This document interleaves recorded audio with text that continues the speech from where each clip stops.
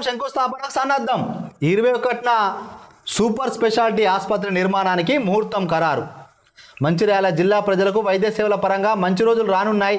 ఇతర నగరాల బాట పట్టకుండా అత్యాధునిక చికిత్సలు జిల్లా కేంద్రంలోనే అందనున్నాయి. ఉమ్మడి జిల్లాతో పాటు మహారాష్ట్ర, మరోవైపు ఛత్తీస్గఢ్ రాష్ట్రాల బాధితులకు మంచిర్యాల మెడికల్ హబ్గా మారనుంది. నగరాలకే పరిమితమైన సూపర్ స్పెషాలిటీ సేవలు మరో 2 ఏళ్లలో ఇక్కడ మొదలు కానున్నాయి. సంబంధిత భవన నిర్మాణ పనుల ప్రారంభానికి ముహూర్తం ఖరారైంది. సరికొత్త హంగులతో కార్పొరేట్కు ధీటుగా ఆసుపత్రి నమూనాను టీజీఎంఎస్ఐడిసితో స్థానిక ఎమ్మెల్యే తీర్చిదిద్దారు. ఇందుకు ఐబీలోని స్థలం సిద్ధమైంది.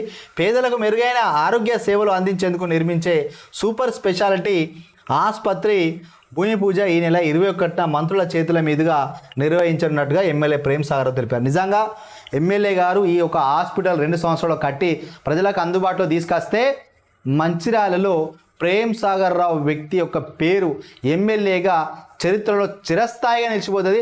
మళ్ళీ బంపర్ మెజార్టీతో కూడా ప్రేమ్ సాగర్ రావు గెలిచే అవకాశం ఉంది. ఎందుకంటే ఆ నమూనా చూస్తే ఇక్కడ ఎట్లా ఉందంటే all India institute of medical science AIIMS ఉంటుంది కదా ఢిల్లీలో, ఆ రీతిలో నమూనా తీసుకొస్తాడు.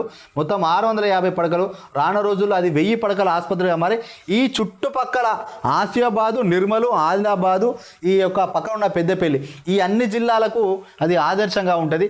పక్కన ఉన్న మహారాష్ట్ర సిరోంచా నుంచి, ఛత్తీస్గఢ్ నుంచి కూడా చాలామంది వస్తారు. ఎందుకంటే మన దగ్గర ఛత్తీస్గఢ్ బార్డర్గా ఉన్నది, మహారాష్ట్ర బార్డర్గా ఉన్నది కాబట్టి వాళ్ళందరూ కూడా వచ్చి ఈ హాస్పిటల్ యూజ్ చేసుకుంటారు.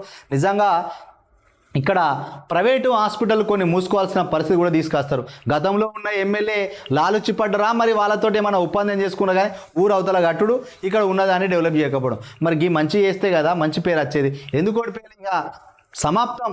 దివాకర్ రావు గారు ఎమ్మెల్యేగా ఆయన సమాప్తం. ఆయనే 4 టర్ములు ఎమ్మెల్యేగా చేసిన ఒక్కటి కూడా చెప్పుకోదగ్గ లేదు. ఇక ఈయన మాత్రం ఈ హాస్పిటల్ నిర్మిస్తే 100 సంవత్సరాలు కూడా ఆయన ఒక పేరు నిలిచి ఉంటుంది. ఆయన మంత్రి అయిననుకో ఇంకా జిల్లాను బాగా డెవలప్మెంట్ చేస్తారు. వాస్తవానికి మరి ఇక్కడ అది ఆయన మంత్రి లెవెల్లోనే డెవలప్మెంట్ చేసినట్టుగా కనిపిస్తుంది.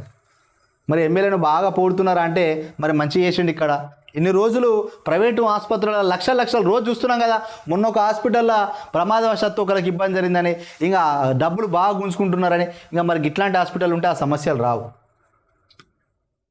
అరే మంచి చేసే ఎమ్మెల్యేను మంచిగా అంటాం భయ్, వాళ్ళకి వీళ్ళకి వత్తాసు పలుకుడు ఏమున్నది?